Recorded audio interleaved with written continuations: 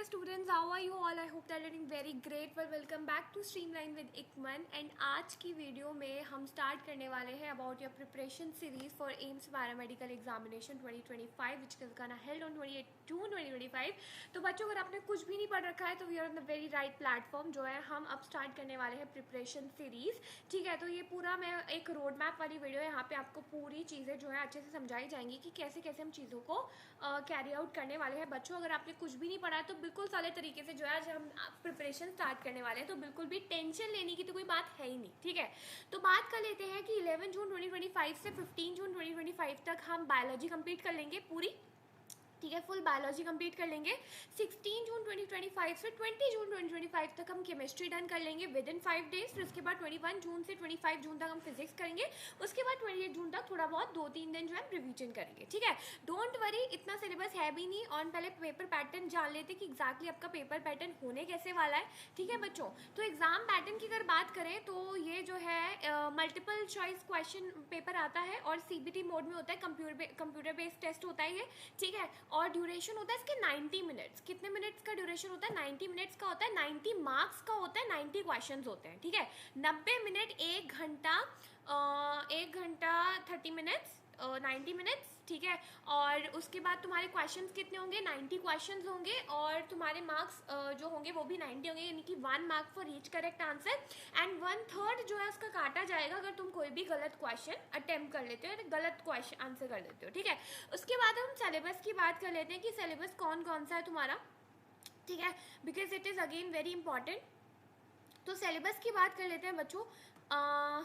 देखो, बायोलॉजी में तुम्हारे diversity in living world, structural organization in animals and plants, cell structure and function, plant physiology, human physiology, reproduction, genetic and evolution, biology and human welfare, biotechnology and its application, ecology and environment, difference between prokaryotic and eukaryotic, cell theory, structural organization of cell, Mendel's law of inheritance, classification, binomial and nomenclature, 5 kingdom classification, role of plants in human welfare and mineral nutrition, essential elements and their function. ठीक है, तो ये सारी चीज़ें topics जो हैं ये बहुत इंपॉर्टेंट है. And don't worry, just with in 5 days will be covering all the topics. ठीक है बच्चों, actually I am going tomorrow for my vacation, like I am going Maharashtra.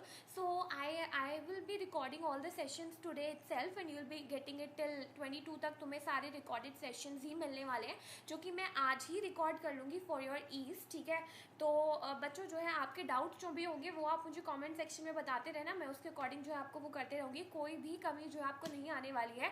थोड़ी सी एक्स्ट्रा मेहनत जो है मैं एक्स्ट्रा पहले कर लूँगी, but don't worry, I will be there with you all. And आपको जो है एम्स में अगर सीट चाहिए तो डेफिनेटली आपको सीट मिलेगी. And very very very all the best. आगे बढ़ते हैं, हम केमिस्ट्री के बारे में बात कर लेते हैं.